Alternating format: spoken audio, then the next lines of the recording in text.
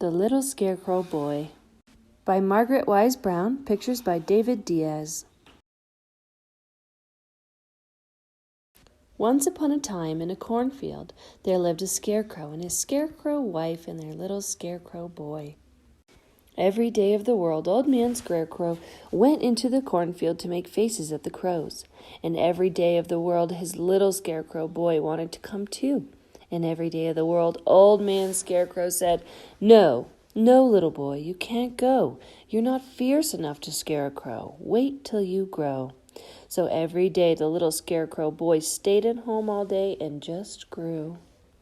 Every day out in the field, Old Man Scarecrow waved his arms and made terrible faces. He made such terrible faces that the crows nearly lost their feathers at the sight of him there, and they flew far away, far away. Every evening when the sun went down, Old Man Scarecrow came rattling home, and all evening he sat in his scarecrow house teaching his little scarecrow boy how to make fierce faces. Old Lady Scarecrow whistled through her straw teeth at the looks of them there. But early in the morning when the sun came up, it was the same old no. "No, little boy, you can't go. You're not fierce enough to scare a crow. Wait till you grow." So the little scarecrow boy stayed at home all day and just grew. Then one day, after the little boy had learned all 6 of his father's terrible faces so that he could make them one after another, he decided to run away. Early the next morning, he would go out into the cornfield and he would frighten a crow. So before the sun was up, or Old Man Scarecrow was up, or Old Lady Scarecrow was up, the little scarecrow boy slipped out of bed, dressed quietly on tiptoe, and went quietly out of the house, over to the cornfield, up on his father's post in his father's place. It was a fine, shining morning with the sun gleaming green down the corn blades. Crows circled in the air far away over the trees. The little scarecrow boy waved his arms through the air. He had never felt fiercer in all his life.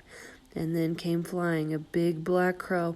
"Oh, oh, oh!" The little scarecrow made his first fierce face, and still came flying the big black crow. "Oh!" The little scarecrow boy made his second fierce face, and still came flying the big black crow. His third face, "Oh, oh, oh, time to go." So the little scarecrow boy ran, and he ran down the corn rows. The black flapping wings made a noise now, and looking back he could see the blue sky through the ragged feathers of the nearest crow. He ran and he ran, then he stopped, his fourth face, and he still came flying, the big black crow. So he ran and he ran and he ran and he ran, and the crow flew and he flew and he flew and he flew, and the little scarecrow boy ran. And then he made his fifth and next to fiercest face of all, and still came flying the big black crow. The little boy had only one face left now and hardly any breath. Even so he stopped, and with his arms stretched wide above his head and his fingers drooping on his hands, he gave the big crow the 6th face, and whoa! The old crow flew backwards through the air, feathers flying everywhere, until there wasn't even the shadow of a crow on the land.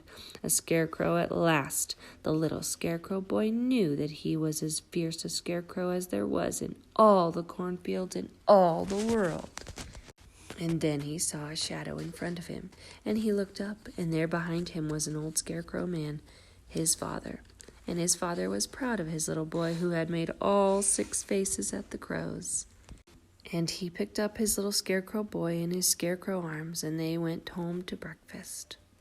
And when the little scarecrow grew up, he was the fiercest scarecrow in all the fields in all the world. The end.